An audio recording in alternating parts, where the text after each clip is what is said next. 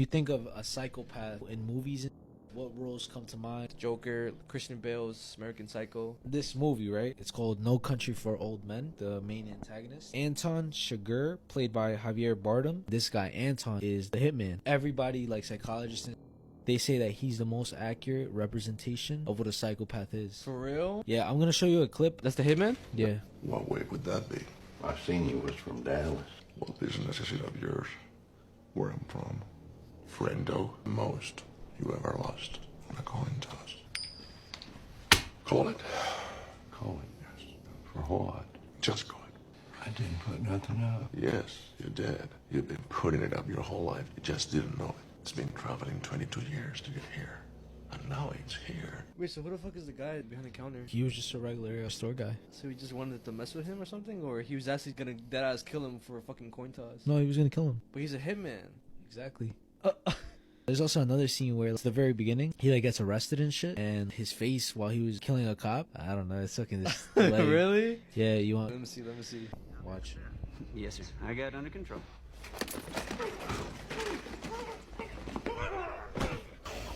Blood has no emotion.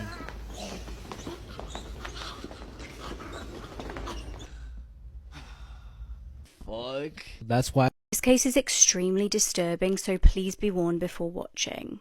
This woman sold videos of herself SAing her infant children on Snapchat. There aren't many cases that have me actually speechless, but this was definitely one of them.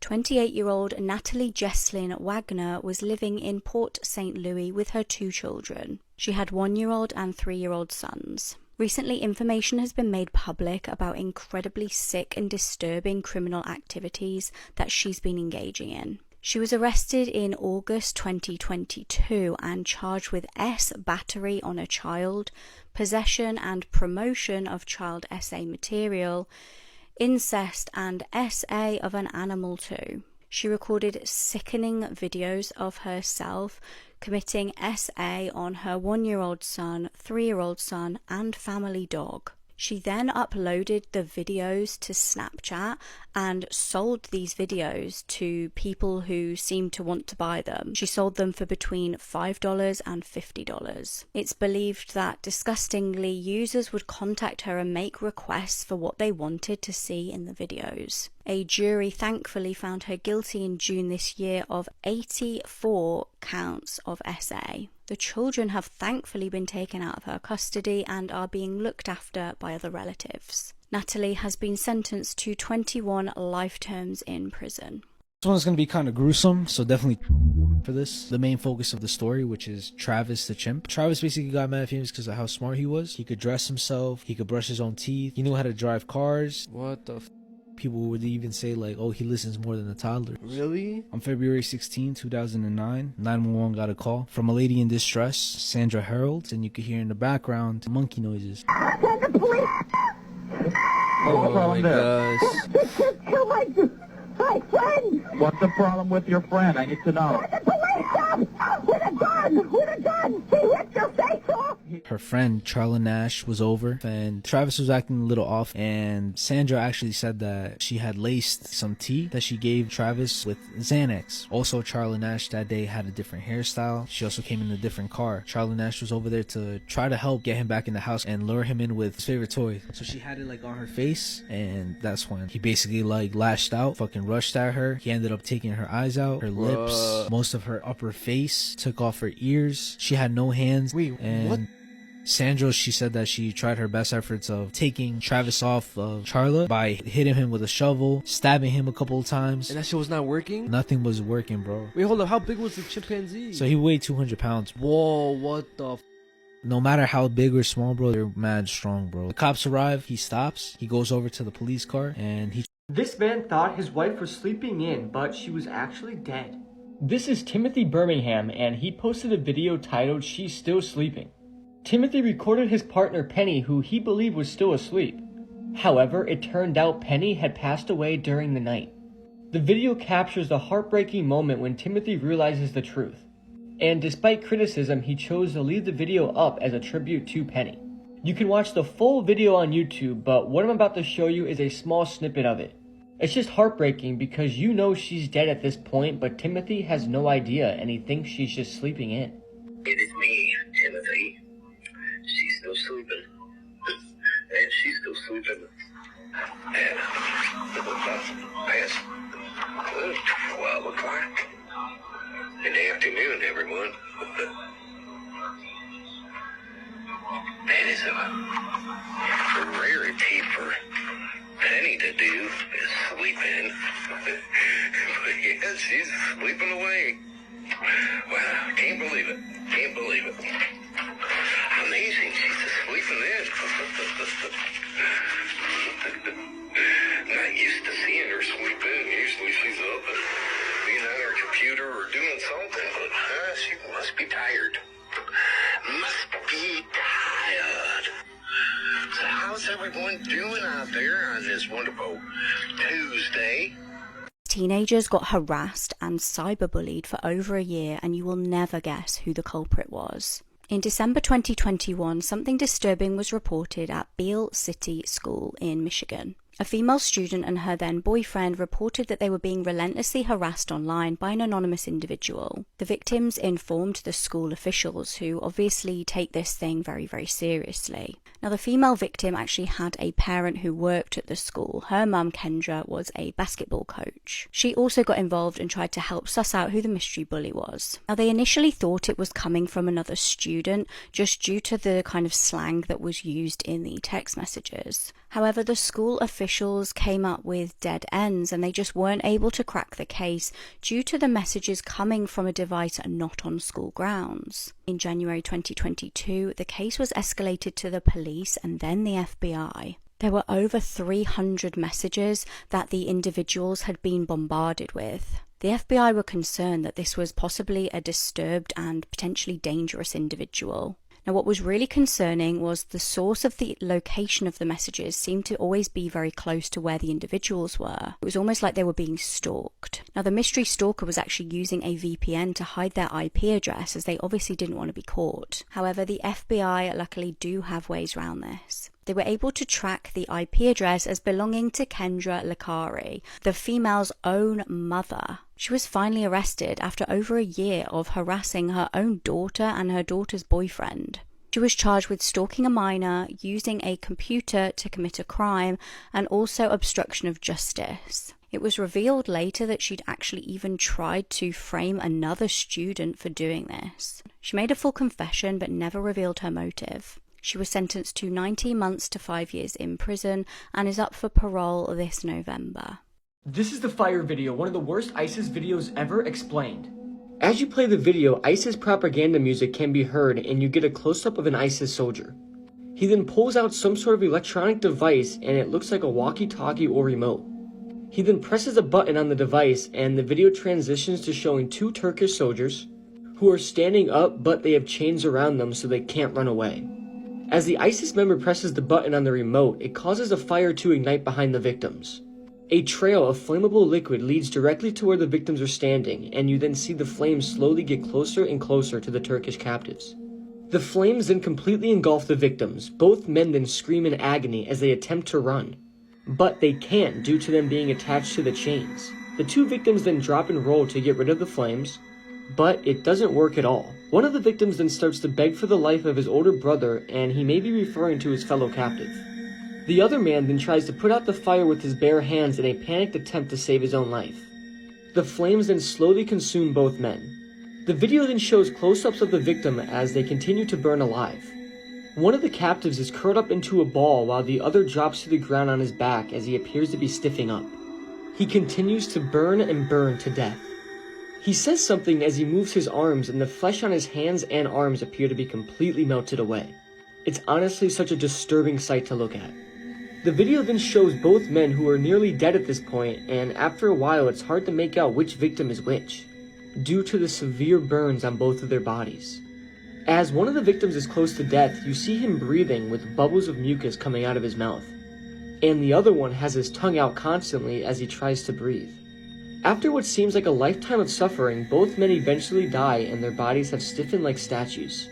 The executioner then enters the frame and starts to pour more flammable liquid on one of the victim's body, who is already dead. This then produces a huge ball of fire, and the video then concludes. This video is absolutely awful, and I don't recommend searching for it at all. Burning alive has to be one of the worst ways to go, and this video depicts how truly awful it is. Imagine meeting a man, he then decapitates you and puts your head on a stick. This is the sickening case of Nathan Gilmore and how Facebook helped convict him of murder. Angela Bradbury grew up on a farm in Norris Springs, Iowa. She was a kind woman and a huge animal lover. She met Nathan Gilmore at the Cerro Gordo County Courthouse in April 2021. Now, Angela had spent the night in jail after trespassing at a car dealership. She spent the night in jail and then she was let out the following morning. Angela's friend witnessed her leaving with a white male, and they told her that they were going to drive around 25 miles away. It was the last time she was ever seen alive. Now, Angela was approaching her 30th birthday, and she wasn't massively close with her family, as in she wouldn't be in contact with them every single second of the day like some people. So for that reason, months went by without anybody hearing anything from Angela. No one reported her missing until February 2022. Her family finally made the call to police. Police started looking into records of any reports they may have had. That's when the family had some shocking news. In July 2021, a teenager had been walking through the woods and had the shock of their life. They found a severed human head on a spike in Greenbelt River Trail Park. Police eventually figured out it was Angela through dental records. Now, they started to look into who on earth was with Angela up until the point when she died. Investigators started looking into Nathan. They found some seriously disturbing messages that he'd sent to a male friend. He texted the person saying if they didn't back off, he would end up like the body they found outside Mitchell. Now, that was obviously in reference to Angela's severed head. He also said something really gruesome, which I can't say in full because it's on this app, but you can probably work out what the ending is.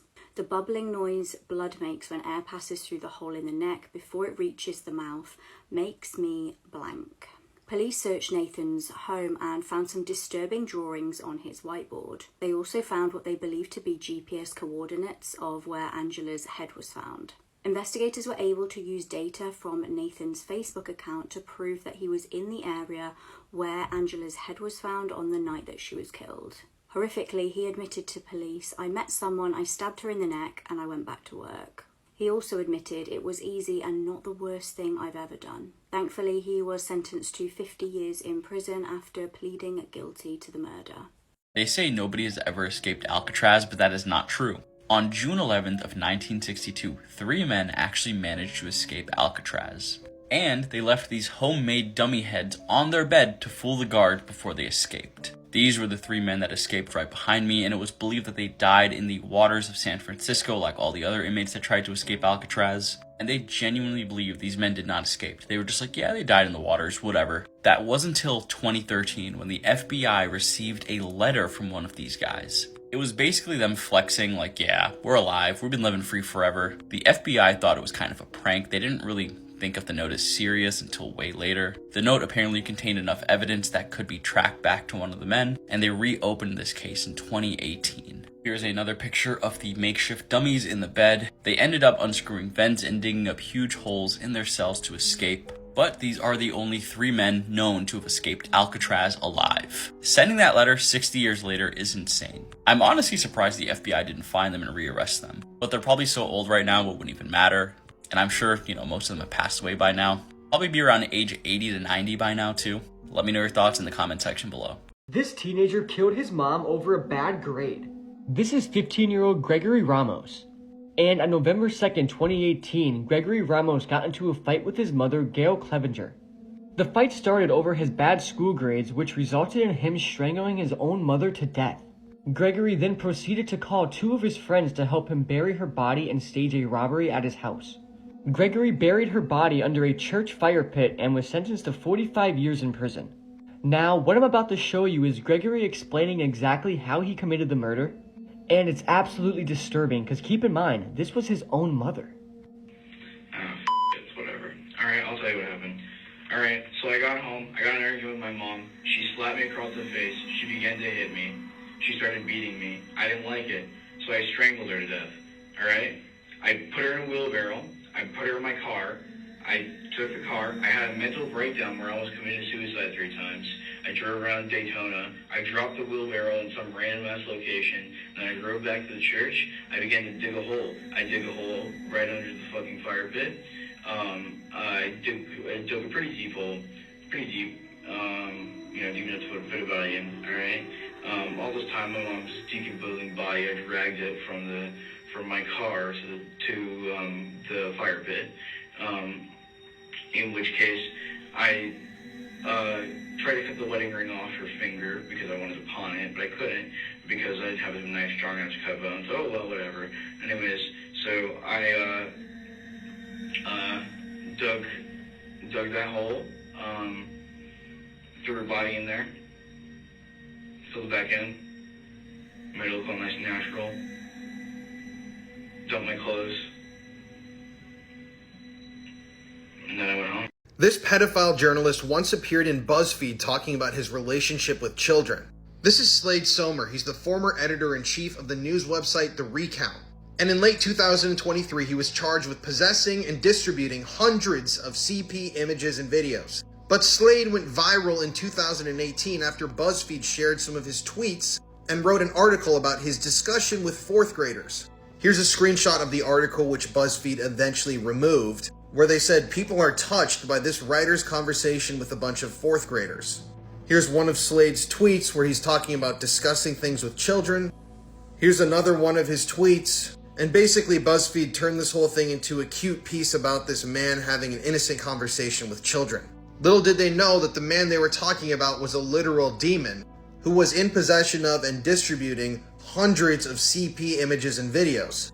This man was connected to a vast network of other pedophiles. And I think it's disturbing how the subhead of this article reads, "Kids are books filled with blank pages." The full article and all of this guy's tweets about what he said to these kids is just disturbing looking back at it. But according to court documents, when authorities searched Slade's phone, they found disturbing video clips of boys as young as 3 years of age being assaulted and forced to do things by adults. It's also been reported in a bunch of news outlets. I can't get actual factual information on this, but it's been stated many times online that Slade was an anti-Pizzagate guy who was campaigning virtually online and in person, telling people how it's all just BS. I'm not saying any sort of belief about that stuff, but it is an interesting side note in this story that he would go on to later be found guilty of possessing and disseminating CP videos and photos. I actually just produced a documentary about one of America's largest CP rings, where we actively worked to expose it and raise awareness of it. So if you want to watch this, if you want to help me raise awareness, the video is on YouTube now. Just search that name, or you can go to my channel, scroll down, and it's the most recent video I've posted. These discussions are very important to me, and this awareness is important to me to raise. So I'm trying to use my platforms for some sort of good. But yeah, YouTube demonetized my video immediately. So by going on there and watching it, it will show YouTube that it should recommend it. And if we can get a lot of people to watch this, hopefully it'll be recommended so we can expose these creeps for who they really are. Adoptive mother accused of fatally starving and neglecting her 2 missing children and then burning their remains. 3-year-old Avante Devon from Fayetteville, North Carolina. In 2023, sheriffs did a wellness check on her home. She adopted 5 kids, and 3 of them were in appalling condition, according to them. Kids were kept in tiny little rooms and given barely any food, and the way they could earn the food, they would write hundreds of paragraphs on apologizing for misbehaving. This is like Professor Umbridge in real life. The children said she hadn't seen her brother Blake. Said this, apparently she starved Blake Devon to death, and then she had one of the other kids help chop him up and burn. Mind you, 3 out of the 5 adopted kids were related, and then 2 of the girls were unrelated. But I believe Blake was somebody's related brother in this case. There was another child that died, London Devon. He was 27 years old. He was mentally incapacitated and handicapped. He couldn't really do much, but they believe he suffered the same fate in 2019 via starvation, dismemberment, and then getting burned. She was arrested for first-degree murder, child concealment of evidence, and 1 count of kidnapping. I think this will definitely be a life sentence. Let me know your thoughts in the comment section below, and as always, these videos are for informational purposes only. If the world ends, this is what you will see. Okay, so this is Ted Turner, who is the founder of CNN. And he has a doomsday video ready to air on live TV in case the world ends. This is what he said. We won't be signing off if the world ends. We will be on and covering the end of the world. And when the time comes, we will cover it and play Nearer My God to Thee and sign off. Before I play the video, just imagine you're watching it and the world is completely crumbling around you. Because if the world's ending, this is definitely a pretty creepy video to be watching.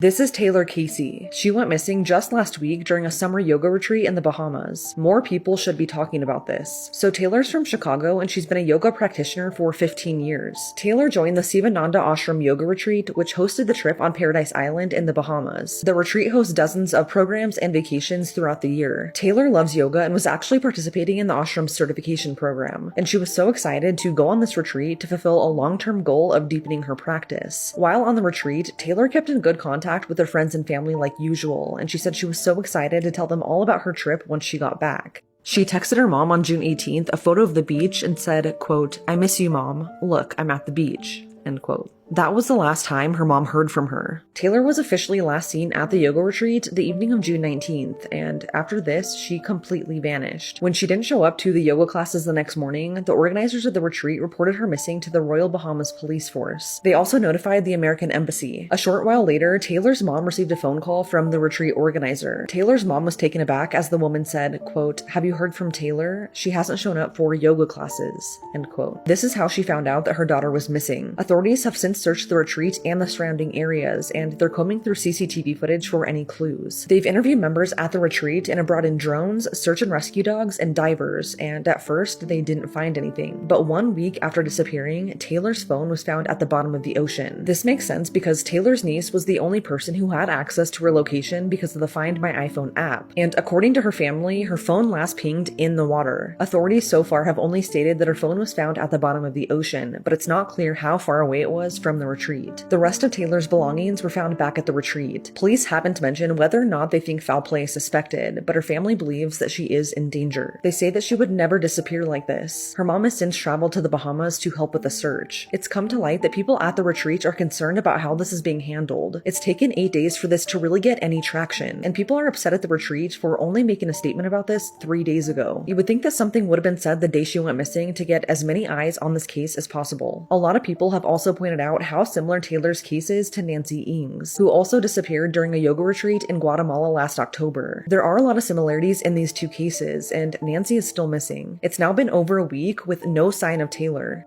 If you have any information about this case, please contact the number on the screen. However, according to the phrase, you can't make this stuff up, might have known the story of real-life boogeyman, Albert Fish. A slight, elderly man with grey hair, no one suspected the kindly single father of being sadistic child murderer and cannibal. Is this just really good magic or something way more sinister? Okay, so the video I'm about to show you might be the best magic trick ever, or something way more sinister. This man apparently has the abilities to control shadows. Just watch this magic trick and let's talk about it after. Can you see the shadow? The shadow of your hands, of my hands? Can you see the shadow?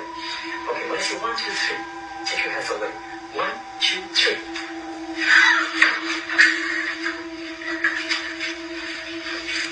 So yeah guys, how crazy is this? This man is either the best magician on the planet or has some sort of voodoo spells. I don't know how I would react if somebody did this to me, and I really never want to find out. This isn't altered or edited at all, so how in the world did he do this? Here's the video one more time, so let me know your thoughts on this in the comments. Can you see the shadow? The shadow of your hands, of my hands? Can you see the shadow? Okay, when I say 1, 2, 3, take your hands away. 1, 2, I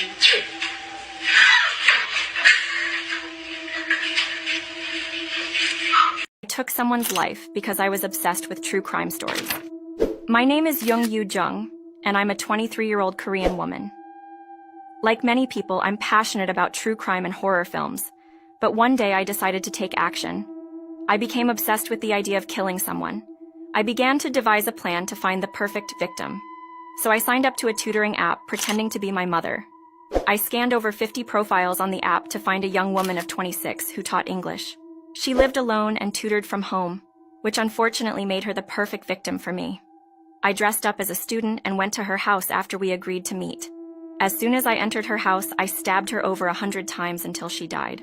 Afterwards, I stuffed her body into suitcases and threw them into a river. I thought I'd committed the perfect crime, but it wasn't so. I was recorded by the security cameras with traces of blood entering and leaving her house on several occasions. What's more, the cab driver noticed these bloodstains, and after dropping me off, he contacted the police. Thanks to this, they managed to catch me. I'm currently in prison, and my case will be reviewed in 20 years. Do you think I deserve another chance?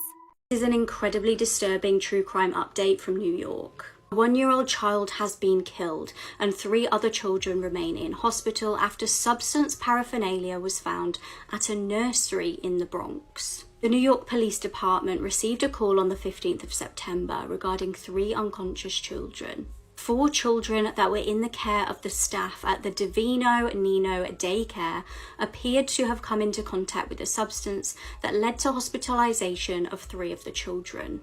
We know that disturbingly 1 child was dead on arrival, and the cause of death is believed to be a direct result of the interaction with the substance.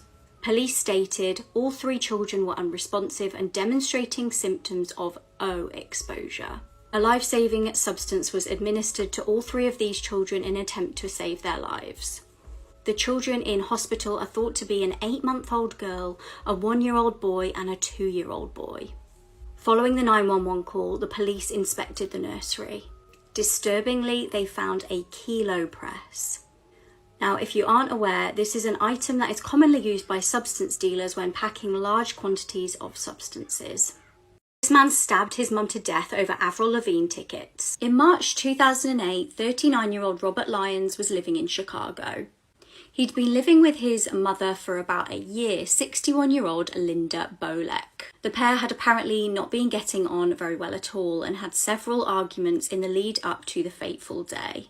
On the 14th of March, Robert saw that there were tickets going for an Avril Lavigne concert. He was so desperate to go that he would kill for these tickets. His mum actually refused to buy Robert the tickets, and in a rage, Robert hit her over the head with a bottle of champagne. He then stabbed her 9 times. The attack was actually so brutal that he ended up breaking the weapon. Not content with savagely killing his mother, he then poured household cleaner all over her before leaving the house. He then casually went to a bookshop, bought a book, and drove round for a few hours. Authorities ended up hunting him down and finding him at a local Hooters bar. Robert's defense in court was that he suffered with mental illness. He was diagnosed with bipolar disorder and was apparently not taking his medication at the time of the killing. He was eventually sentenced to 40 years in prison for this absolutely hideous crime. Are all professional sports rigged? Watch this video and let me know what you think. I was like, listen, the closeout game is the hardest game in your life. And they be like, why? And I can't say it. I can't say, but I'm like, no, fam, listen, like, this is the hardest game you'll ever play in your life. Shit, nah, I'll tell it. Go ahead. You gotta be the vehicle. The vehicle. You gotta be the vehicle. No, it's real though. No, I remember we were about to play Game 7, 2012. So we were about to play the Celtics or whatever. Game 7. So I'm hyped as hell. I'm like, yeah, bro, we got a Game 7. Like, woo out the damn. Like, this is gonna be lit. So Eldon's like, you know we're gonna have to win by 15 just to win by 1. So I'm like, what you mean? He's like, bro, this is the NBA, it's entertainment. Like, LeBron is and the Heat are waiting. Would you rather watch the Celtics or the Sixers play the Heat? I'm going to be honest with you. I'm on a team. I wouldn't even watch the Sixers play the Heat type shit. Like, so we get in this game, you know how much money the NBA is going to lose. Like, this, you know, type shit.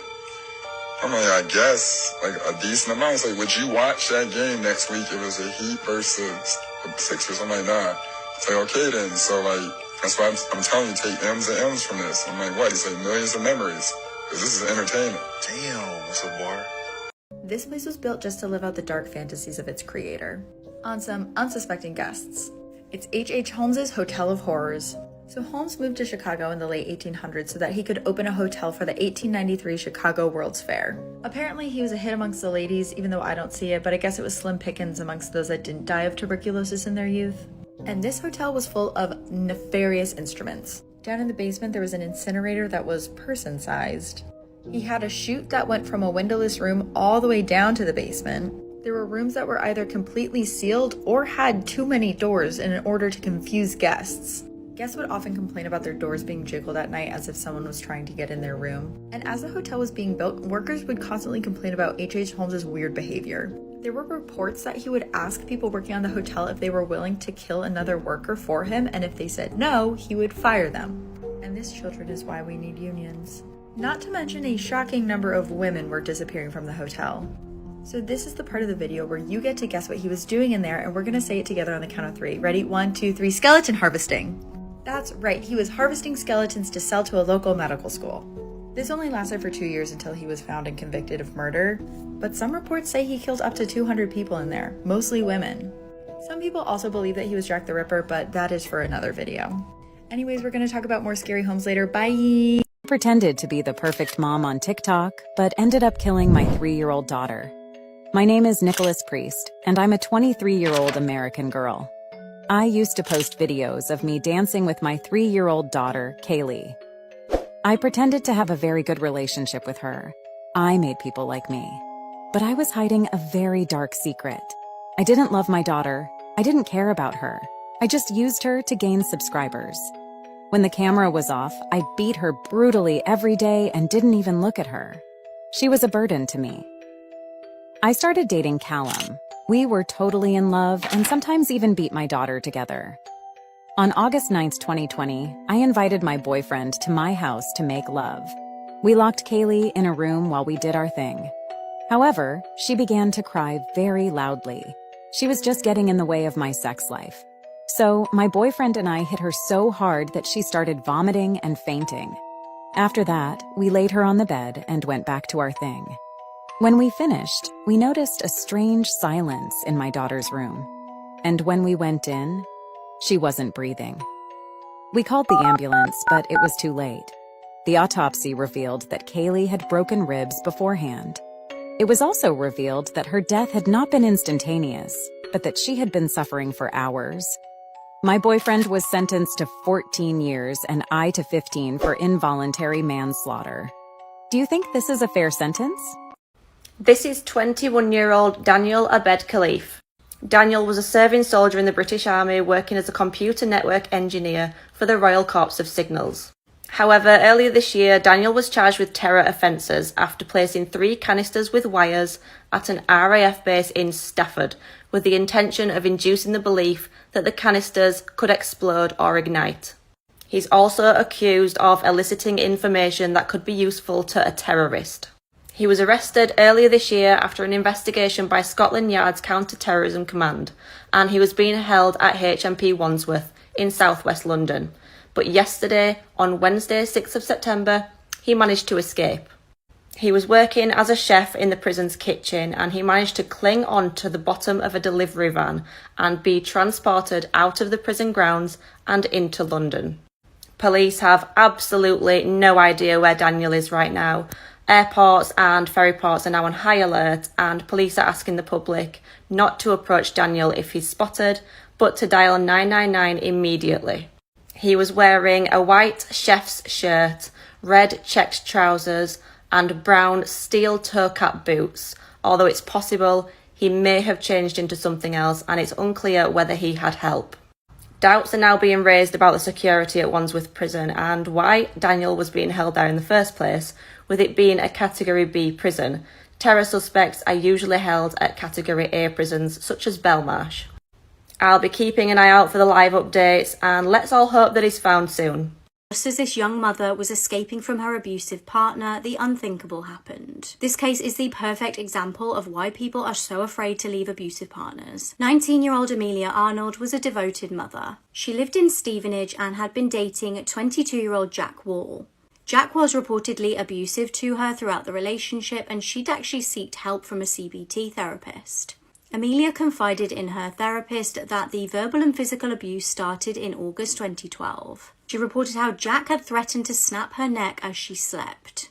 On one occasion, he threw a table and a pair of scissors at her. He had hit her around the head and kicked her, but she was too scared to report it to police. She was really frightened because he'd threatened to kill her if she told anybody, and she was right to be afraid. Her therapist was obviously concerned and signposted her to the Women's Resource Centre, as well as referring her to child services. Amelia seemed to be really trying to get out of the relationship, and in September 2012 she reached out to the council. She requested their help in getting rehoused with her little girl away from Jack. On the 8th of November, however, Jack confronted Amelia and the pair got into an argument. He hit her around the head using a dumbbell-like object and then strangled her. Once she was dead, he took wires from his games console and tied her body up. He then called his uncle, 42-year-old Joseph Potter, who shockingly agreed to come and help him dispose of her body. He agreed to bury her with him in the local woods. Amelia's body was discovered in Hatfield in the local woodlands 3 days later. Jack would go on to admit manslaughter in court, but claim he never meant to kill Amelia. The jury, though, saw straight through this story and found him guilty of murder. He was given life in prison with a minimum of 19 years, and his uncle got just 2.5 years. When this girl vanished, it would be a decade before a random member of the public solved the mystery. It was September 2010, and Paige Johnson was just 17 years old. Paige was from Florence in Kentucky and had a 2-year-old daughter. For that reason, it was very out of character when she suddenly vanished. She was last seen on the 23rd of September driving round Covington. She had been with 22-year-old Jacob Bumpass. The last time Paige's family had seen her was actually the night of the 22nd. She'd asked her mum if she could go to her sister's apartment in Covington. Jacob claimed that he had dropped her off around 1 a.m. that morning not far from her sister's apartment. Initial searches were unsuccessful and there was no sign of Paige. It was like she'd vanished into thin air. Her case went cold and her family was understandably confused and heartbroken. Rumours were rife in the area about what may have happened to Paige, and many pointed the finger at Jacob. He was rumoured to have been very uncooperative with police. However, it would be a whole decade before there was any news. On March the 22nd, 2020, a member of the public from Williamsburg was out hunting for deer antlers. Horrifically, he came across a human skull. His wife called police to report the finding, and police headed over to inspect the scene.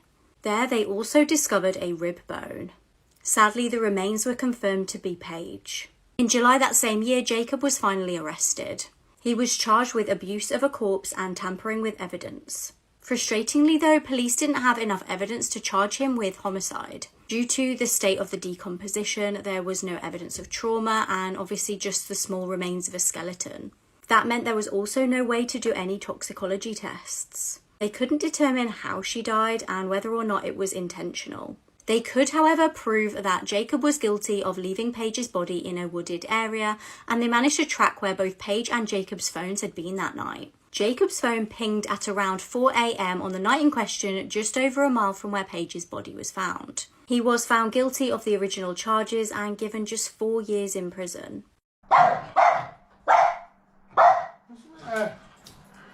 What? Look in there, mate. Look in there. What? Look in there. On May 27th, 2018, this man was pulled over by a police officer because he had a broken taillight on his vehicle. When the officer approached Stuart Weldon's vehicle, however, he looked in the back seat and noticed that there was a woman back there tied up, bound and gagged.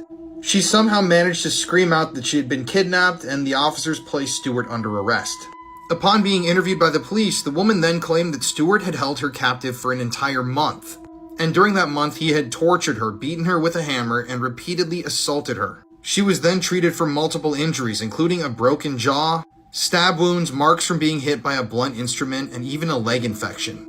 After Stewart was arrested, however, his mom called the police and stated that she had noticed a foul odor emanating from Stewart's home. And after police obtained a search warrant and headed to Stewart's house, pictured right here, they were shocked by what they found. In the basement of the home, which Stewart shared with his mother, they found the decomposing body of a woman. They then searched the property and found another body under a tarp and another body in the garage. These bodies belonged to 3 local missing women. 26-year-old Kayla Escalante, 34-year-old America Lydon, and 47-year-old Ernestine Ryans. As it turned out, Stewart was a career criminal who had been arrested 14 different times in the past. He had been arrested on charges of assault, of assaulting a police officer, of burglary, of fleeing from the police. So it was very clear that Stewart wasn't a very good man. But like I said, no one could have expected the discovery of those 3 bodies rotting in his mother's home that day. As it turned out, Stewart had kidnapped these 3 women at different times, held them captive in his torture room in his basement, repeatedly assaulted them day after day for extended periods of time. Then when he had gotten sick of the women, he had murdered them and buried them there on the property. Thankfully, Stewart is serving 3 consecutive life sentences, meaning he'll never see the light of day outside of prison again. But I can't just help think about how crazy it is that him being pulled over for a broken taillight was the entire reason why this entire story broke. And if the police officer hadn't pulled him over that day, then those 3 women could possibly have never been found. This is Slaughterhouse, the ISIS video nobody should ever watch explained. The video that I'm about to explain depicts the brutal execution of 15 men, and this graphic video was released on the 12th of December 2016. The video was filmed in a slaughterhouse in northeastern Syria, and the 15 men that were executed were accused of spying on behalf of an international alliance led by the United States. The video is about 4.5 minutes long, and it opens up showing the captured men who are going to be executed. It shows them being apprehended, handcuffed, and then thrown into pickup trucks. The video then skips forward and you see the setting for the executions. It's a large slaughterhouse with meat hooks dangling from the ceiling. The captives are then moved into the building, essentially hurdled and moving like cattle to the corner of the room. All of the victims are on their knees, handcuffed in the corner, and then an ISIS member wearing all white approaches, and he then starts grabbing the heads of the victims and putting them down. It's like he's playing a sick game of eeny, meeny, miny, moe. The killer then does this a couple times before he picks his first victim. The first victim is then dragged away from the group and laid down next to a blood drain. Immediately, one of the ISIS members takes a razor-sharp knife and slashes the victim's throat. He is then hosed down by water as the blood goes down the drain. The camera focuses on the victim, and even though there is loud music playing, you can still hear the victim gasping for a breath. It's also worth saying that these executions are filmed in HD, which make them that much harder to watch. The first victim eventually passes away and is then hung by the feet on a meat hook, so the blood can drain from his body. After the first execution takes place, the video then shows a montage of several men getting the same thing done to them, having their throats slashed and being left to bleed out. Many disturbing graphic shots are shown during this segment, including this one shot that had the camera in the drain, so that you can see the blood flow and drain away. You also hear the sounds of the execution because there is no music in the background at this point. As the video continues, you see 2 men hung by their feet. However, unlike the other men, these victims haven't been executed yet. The camera then shows a close-up of the victim's face, and he looks content with his fate. 2 ISIS members then simultaneously slash the 2 victims' throats who are hanging by their feet.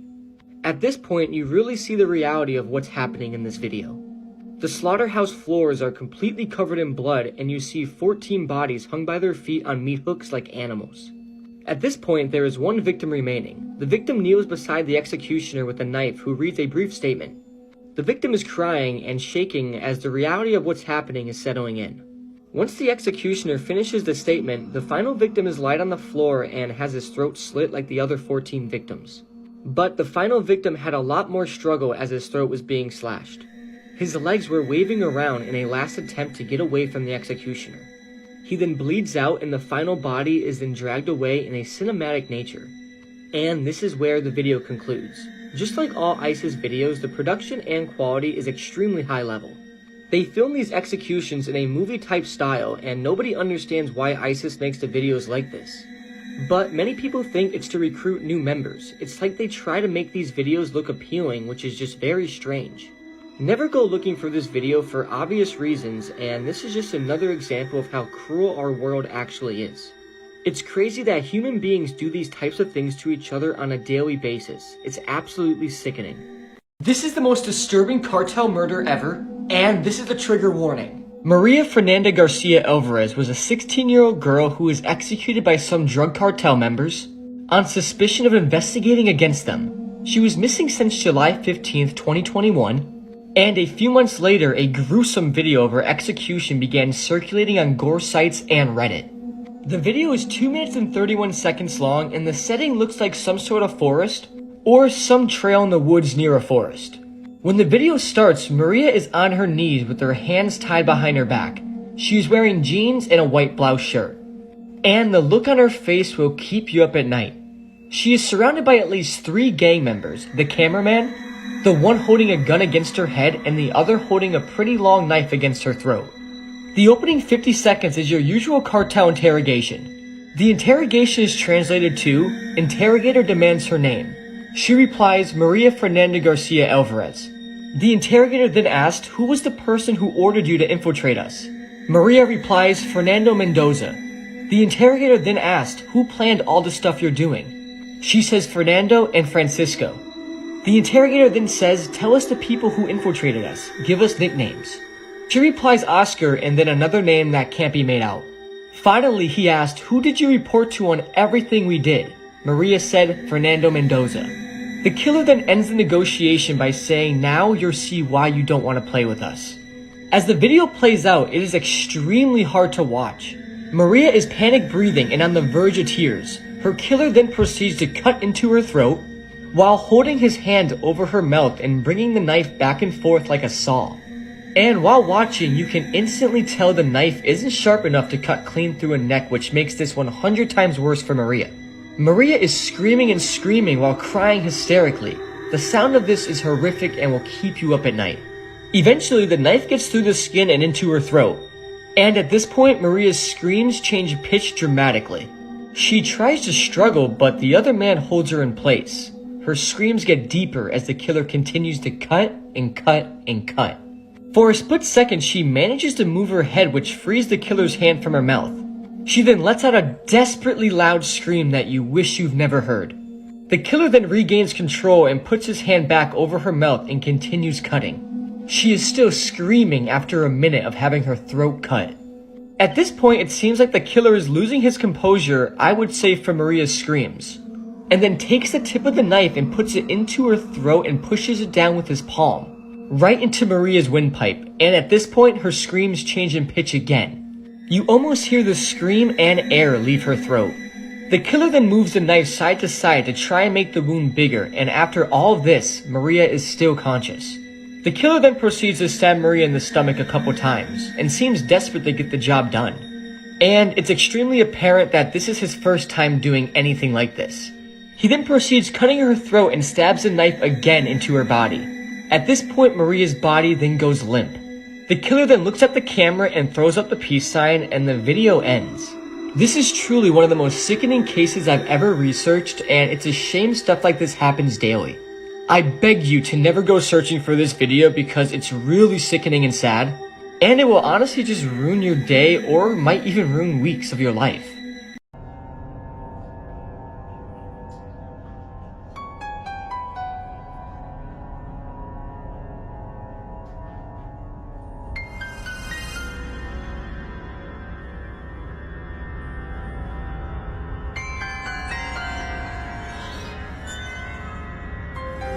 The murder and torture of Junko Furuta is one of the most disturbing stories I've ever read. We're going to cover some extremely graphic details with this story in order to tell the full story, so please, viewer discretion is advised. So this is Junko Furuta. She was born on January 18th, 1971. And eventually she would be murdered at the age of 17 after being trapped in a virtual hell for 40 days. So in school, Junko was a very great student. She barely ever missed class, her friends loved her, she was popular, and she one day dreamed of becoming an idol singer. But all those dreams would be shattered in November of 1988. That's when these 4 teenage boys come into the picture. Hiroshi Miyano, Joe Ogura, Shinji Minato, and Yasushi Watanabe. Throughout all of their youth, these 4 boys were hardcore criminals. They had damaged school property, committed a number of thefts, assaulted people, and not one of them was a good person. So on November 25th, 1988, 2 of these boys walked around the town that they lived in with the intent of assaulting and stealing money from a woman. Somehow, by chance, they came across Junko. As she was coming home from work that day riding her bike, one of the boys kicked her off the bike and the other boy pretended to just come across her and wanted to help her. So, trusting that this guy would help her, she followed this boy and he led her to a warehouse where he assaulted her. He then assaulted her in a hotel. And after this, he called his other friends and told them that he had abducted this girl, Junko. So at about 3 a.m., he took Junko to a park where the other 3 boys were waiting. They found a notebook in her backpack and said that they now know her address, and if she tries to escape, they'll have the Yakuza or the Japanese Mafia kill her. And they then took her to a house where they gang assaulted her. So this house that they brought Junko to was owned by one of the boys' parents, and they held her captive in the house. After they abducted her, they realized that her parents would be filing police reports and looking for her, so they had Junko call her mom and dad and say that she had run away and she was safe. But in reality, she was being held hostage in this home with these 4 boys. And Junko would be held in this house for 40 days of pure hell. And at this point, I'm going to really advise you, if you have a weak stomach, to scroll on, because this is where the story gets really, really disturbing. And this is a case that I could never stop thinking about. So for the next 40 days while Junko was held hostage, these 4 boys, along with other boys and men that they invited to come into the home, repeatedly beat, tortured, and assaulted her. Many times they assaulted her in groups. And the torture that they inflicted on her is some of the most disturbing stuff I've ever read about. While in groups, they would often take turns doing whatever they wanted to Junko. They forcibly shaved her pubic hair. They forced her to dance in front of the group without any clothing on. They forced her to touch areas while they watched. And they would often kick her out to the balcony with no clothing and leave her there overnight. They also inserted lots of different things into her private areas. Things that included a bottle, a lit match, a metal rod, and they force-fed her copious amounts of milk and alcohol. At one point, these boys even made her smoke multiple cigarettes at once and inhale paint thinner. And in one particularly gruesome incident, one of these boys doused Junko's arms and legs in lighter fluid and set her on fire. And keep in mind, the whole time they were punching, slapping, assaulting her throughout all of this. They also refused to feed her any food and only gave her water, milk, and alcohol. At one point throughout these 40 days, Junko became unable to move due to the infection of her injuries and the extent of her injuries, so she became confined to the floor of the room. And they made her defecate and go to the bathroom on herself, and they never cleaned it. So on January 4th, 1989, one night after one of the boys lost a game the previous evening, he decided to take his anger out on Junko. So he doused her in lighter fluid, set fire to her body, and she awoke and tried to put it out, but it was no good and she slowly collapsed. The boys then began to punch and kick her unresponsive body. They lit a candle and dripped hot wax across her face. They placed 2 short candles under her eyelids and lit them, and they even forced her to consume her own urine. Eventually, after she was kicked, she collapsed onto a stereo unit and went into a fit of convulsions, but that didn't stop the attackers. Even though, according to the police report, she was bleeding profusely and pus was pouring out from her infected wounds, these boys continued to savagely attack her. They then dropped a heavy exercise ball onto her stomach multiple times. People think this might have been what finally killed Junko. But this entire ordeal lasted for 2 hours of beatings, torture, and pain, and that night she died. So after freaking out and realizing that Junko was dead, the boys then placed her body in a 55-gallon tank and filled it to the brim with wet concrete. And throughout her ordeal, Junko had told her captors many times that she regretted only not being able to watch the finale episode of her favorite show, titled Dragonfly. And so, one of the boys actually found a videotape of that final episode and placed it in there with Junko's body.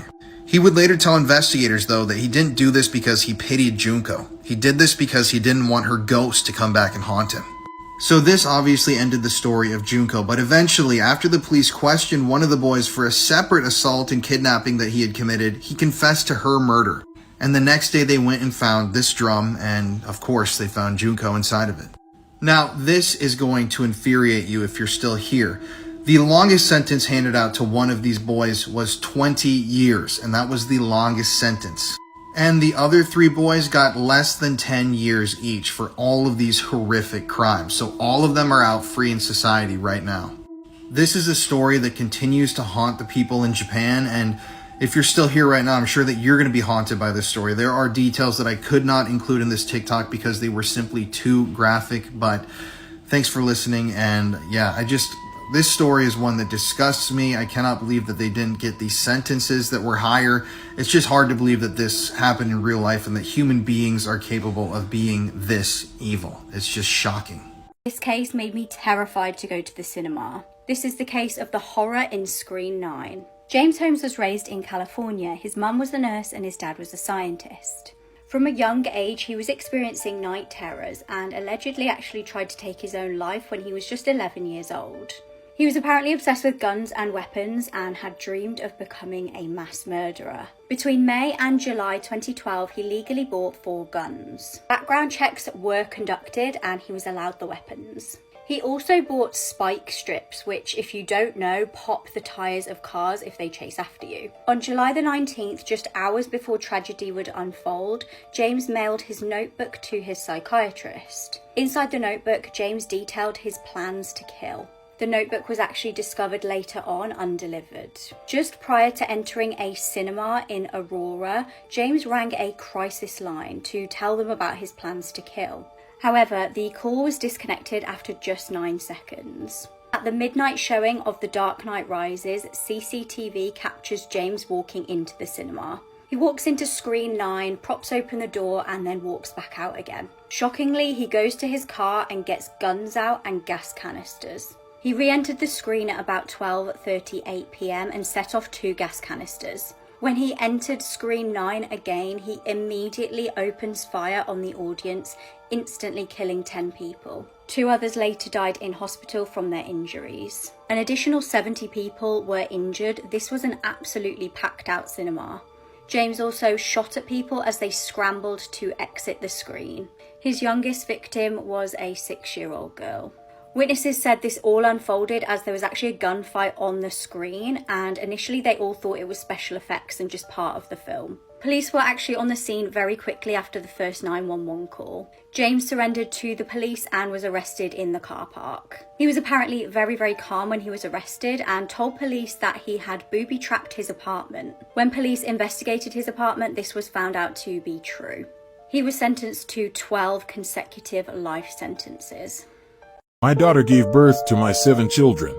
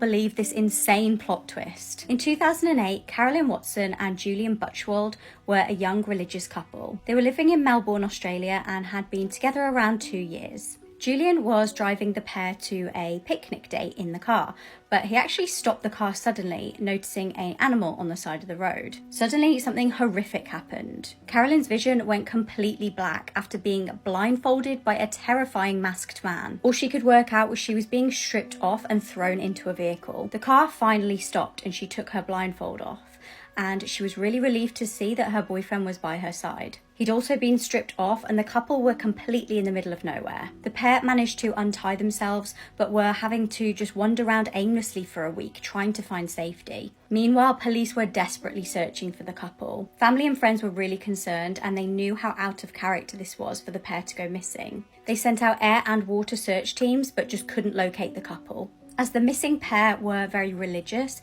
they'd actually vowed to be celibate until marriage, but Julian started to suggest that it might be a good idea to break this celibacy in order to keep them warm. Finally, a local farmer found the couple and alerted police. However, they quickly found that the story didn't really add up. Julian soon confessed to police that he'd actually made the whole thing up and he'd staged the kidnapping. His motive was purely to try and get his girlfriend to break their vow of celibacy.